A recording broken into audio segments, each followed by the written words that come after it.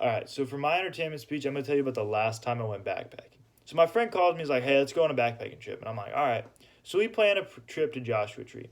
And, you know, it looks good. He's got it all forecasted out. He's got the mileage, all the stuff that you need to go backpacking. So I pack all the gear I need to go in the desert during this time of year for backpacking. So we start driving down there to Mojave Desert. And then we realized that there's no place in there for us to get water.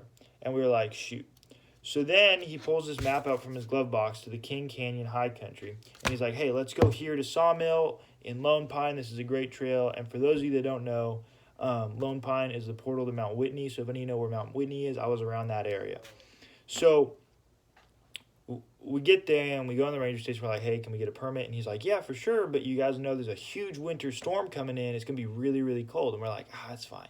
And he's like, all right, well, I'm going to print out a weather forecast for you anyway. So he prints out the weather forecast, and I'm looking at it. And we realize that it's like low of -10, low of not -10, my bad. Low of 10 degrees, low of 11 degrees. We're like, that's not that bad. And then we read further down for the details in the forecast right here. And it starts telling us that there's like 50-mile-an-hour wind gusts with -4-degree weather, and wind chill is going to get down to like -11. And we're like, shoot. Let's go anyway. So we go, and we're climbing up the mountain, and we're almost to the top, right? And this whole thing is just switchbacks and all that. So we're almost to the top, and we're on this really narrow, like it was probably from my chest to like right here of a trail, and just down the side of this cliff, and it's all sandy, and it's really sketchy to walk on, especially when there's 50-mile-an-hour wind gusts. So we're getting battered by wind. We're trying to get up here. It's a whole ordeal.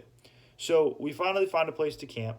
And we try setting up our tents. And we have these little dinky backpacking tents. So we set them up, and they're flapping in the wind. And we get inside, and we make our dinner, and we eat it, right? And we had mac and cheese. So I put my mac and cheese bowl down outside while I get my gear to clean it.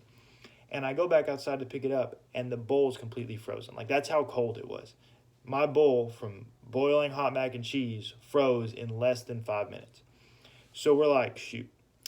But it's too late to hike back down. So we decided to stick out the night. And we are in our tents. And that's where the 50-mile-an-hour wind gusts come in. Because our little backpacking tent was about to take off and fly all the way to Kansas. That thing was flapping like a bird.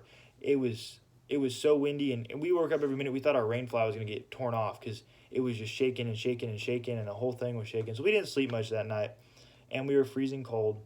And I have a 15-degree sleeping bag. And I was still freezing inside my sleeping bag. So instead of staying up there 2 nights like we said, we ended up hiking down the next day, and that was that. But we did get some really great pictures. It was a really great trip, and I'll put the pictures at the end of this video, even though you don't have to watch it because I know it's over 3 minutes. Thank you.